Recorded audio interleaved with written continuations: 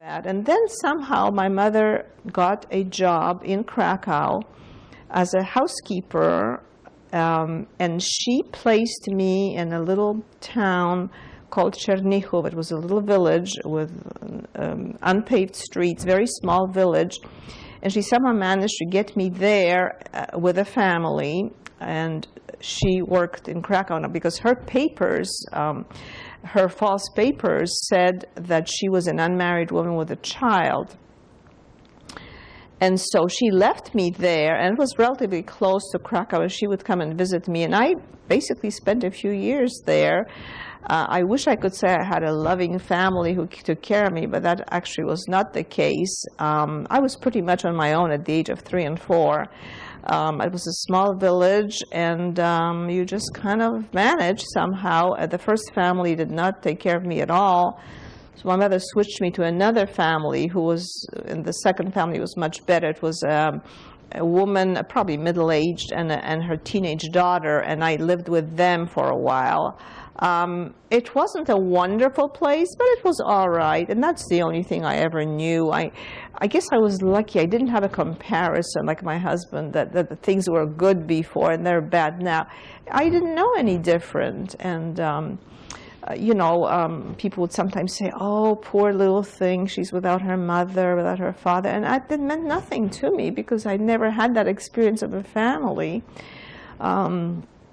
So, you know, I lived there, and I, you know, the family was not bad, but they did, you know, beat me from time to time. Like if I had a little nightgown that I wore all the time, we didn't have anything else.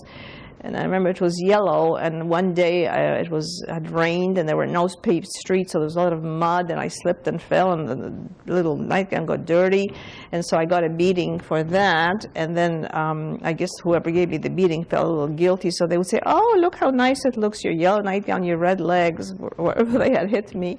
So, you know, things like that. And, you know, I had like, we didn't have any shoes, so I walked barefoot. I had thorns in my feet, and I didn't know how to take them out at the age of 4. So I would just knock on somebody's door, and could you help me? You know, and sometimes they would say yes, sometimes they would say no, and just ignore me. And on the whole, it was okay. You know, I said that I wanted to work like everybody else. It was a village, farming village.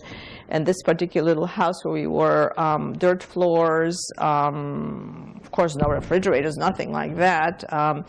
And I would go out sometimes in the fields in the morning at the age of 4 or 5, and I would say I'm going to work, and I would pick things from the fields, and then I would get very tired. I would fall asleep, usually under a large cabbage leaf because it was shady.